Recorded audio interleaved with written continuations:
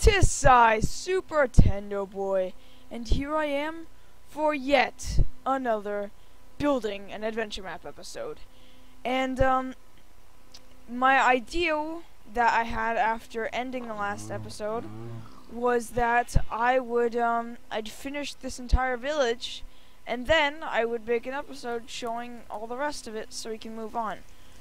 But seeing as it's been over a week and it's so close to being done, but it's not done, I'm making another episode anyway, just because I don't want to have to make you guys wait 2 weeks. I know the village still isn't done, but trust me, I've got a lot to show you guys. I've been working really hard. Hopefully you enjoy this.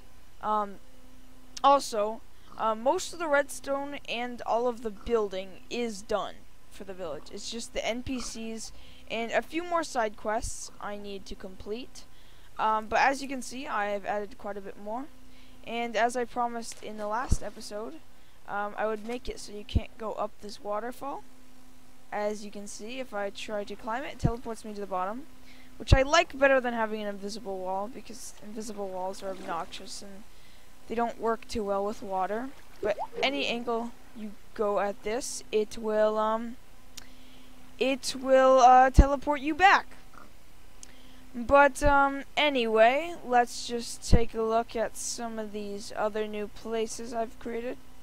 Also, I'd like to note I've almost written all of these books in here.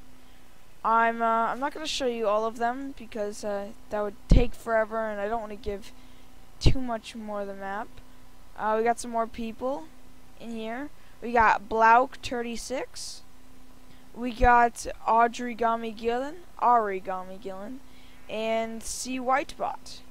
And sorry, I said Origami Gillen, and the reason I said that was because the librarian here is named Origami Gillen, as you can see, and she will constantly say shh at random times, depending on where you're standing in there. But then we have the Gillen's house. This is a family that I'm hoping they'll be like farmers, with the exception of Audrey, who is a librarian.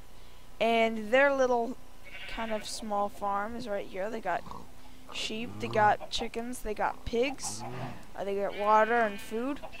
And I put invisible walls around their food, because when I first put them in, they all just sat there in the cauldrons. And let's see, got this little feed separator thing. I don't know, I just added that. I thought it looks kind of cool. Moving on, we got the little bakery here, which looks pretty nice from the inside, but I really like this this chimney thing going on here. We got the council or whatever. This is where the council will meet at night to discuss various things concerning the town. And I'm thinking about making it so that in the daytime it's like a schoolhouse. I don't know. This town might be too small to have children to go to school. I don't know how stuff works. I mean, this is supposed to be a fantasy world, so I don't really want it to be realistic, as realistic as it might be in medieval or whatever. But we have Shock Dido in his shop. Can I interest you in some of my wares? Healing potion. We can walk up. Would you like to buy a healing potion for 1 XP? Gives us a healing potion, which is a regen potion. Got throwable healing potion, treasure map, which I'm gonna add later, but not really done yet. We have fire essence. Then we have the throwable strength potion and a record. And the record is literally just stall that I renamed as record. And I put that in there because I don't know why this song just reminds me so much of the feeling of this town. And I'm probably going to add it to some side quest with some person that loves records. And fire essence. Essence. And magic. In this map, I'm going to make, using lots of redstone of course, a type of magic system where you can cast spells and whatnot. But in order to cast certain spells, you need essence. Like, I don't know, to cast a fireball attack, you'll need fire essence power 2. And I say power because essences come in powers. It says fire essence power 2. And, oh gosh, it's gonna give me it. Well, wow. Anyway, that's broken. I'll fix that. But pretty much, I'm gonna make it so that you need essences for certain magical attacks or healing stuff or whatever. I'm gonna make some of these spells do. But they'll come in different powers. For like an advanced, better fire attack, you'll need fire essence power 3, and I'm gonna try to make it so that you can only get essence 2 through a side quest that you have through acquiring essence 1. I'll explain it later, probably when I have the magic system better set up. But anyway, got Shock Dito, who owns the shop. We have a son in here, who is, hold on, let's see if he talks. Sean Dito. He says, "Oh, hi. Taking the day off from my apprenticeship at my father's store." And if you walk out and walk back in, then let's see if he says something different. He has one other line of text that he can say. He only says stuff if you stay in. Okay.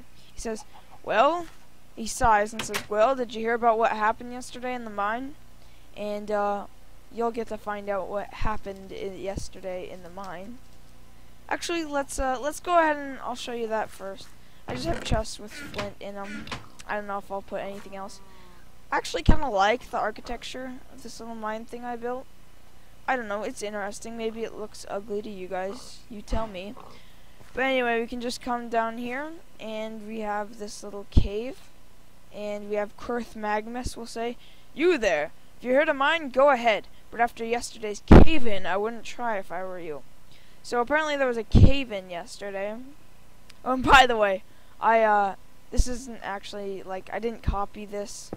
This is actually just something I built trying to make it look random or whatever. But this is supposed to be the cave-in of gravel. And you see if we can just sneak around here. Can't go back though. And there's more of the cave-in, so it looks like we're stuck in this little caved-in area. Or are we? There's a button with redstone. And hopefully the players are suspicious of that lighting the TNT. Because that's exactly what it does. It doesn't actually set it off, it just plays the TNT explosion sound, drops this gravel, and it also deletes this gravel block here so that you can go back out. And I did that because I want the player to be forced to cause this to happen before they go back. And this doesn't go on very far. I just made this to show that the cave continues going. And a part of the main story, you're gonna have to actually go over here and go here for the story. I don't want to give away any stuff that's gonna happen, but how this works is I just have any block really here, and then I have gravel sitting on top, and when the explosion happens, it deletes the TNT block, and it also deletes those redstone blocks that I put down there. Causing the gravel to fall. So, yeah, and I just reset it right now. So that's about it for the mine. And, I've added quite a few other things, but there's one other major thing I want to show you. And, that is sort of a side quest. It's pretty much an argument that you hear between two NPCs, and you have to pick sides. And depending on which side you pick, you will get a different outcome. Well, I'll just show you. So, we have this double house owned by two people, a brother and a sister. One's into redstone and mechanics and potions, and one's into music and flowers and naturey stuff. And we have all these different note blocks that I put in here. Anyway, we can just go upstairs and we can hear them start arguing. "Well, I'm tired of the awful stench always coming from your potions," says Nirvana, the sister. "At least they're put to good use, unlike your noisy note blocks," says Ferdinand, the one that's interested in redstone kind of stuff. They're arguing. "Well, at least those make pleasant noises, unlike the explosions from your redstone gizmos," so it seems like they don't like each other's tastes. Yeah, on times like these, I just wish I never let you live with me, said Ferdinand. So, this place was a dump before you invited me to make it look decent. Sorry. Oh, hey, you that just walked in. How about you choose who's right? So, Ferdinand is asking you as the player who you choose, and, you don't really know too much about them. You just know their interests and whatever, and a quick little argument they have. So it's really up to the player's personality of who they choose. And, I'll just show you one outcome, because I don't want to give too much of the map away. You can just click on Nirvana, and she says, "Haha, looks like the young wanderer agrees with me, brother." Whatever, he just agreed with you, so you quiet down. Here's some XP for being smart and choosing my side, says Nirvana. And she gives you 5 XP, which I can just show you real quick. Well, I had 3 XP before that. Sorry, that kind of messes up. But yeah, she gives you some money. Well, let's see. Oh, yeah, sorry guys. I almost ended the episode right there. I wanted to show you how this works right here, the argument. Well, what's happening here is a test for when the player is standing in the upstairs using this little clock right here. And then what it does after that is it makes Nirvana say that text, and it deletes his comparator. And then it says all the stuff using tell raw. And then at the end we have this little tell raw that has the 2 decisions. And if you choose one, then an item is spawned on this pressure plate. And what this pressure plate does is it makes them say that text and gives you the XP.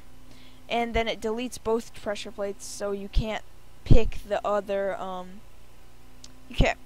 side, you know, or you can't like spam it, because I was afraid that somebody would pick, like, I don't know, Nirvana's side, and then for more money they'd just keep clicking it, and then they'd get tons of XP. And then if they wanted Ferdinand's explanation, then they'd click on his, and you know, they could just get infinite of whatever they give you. So I added that little bit there. But I think this is actually the end of this episode. I know it's a short one, but I'm making this one just to prove that, don't worry, I'm still making this map. I'm still working hard on stuff. I haven't given up on YouTube. I'm really dedicated to you guys, but I'm sorry I haven't posted any other really types of videos. Apparently a lot of you guys liked my little my how not to play Counter-Strike video, so I might do another one of those. Sorry for all of you that want to see redstone gizmos. I'm sure you can look on this series and you can see plenty of them, hopefully. But anyway, I guess that's about it for this video. Thanks for watching.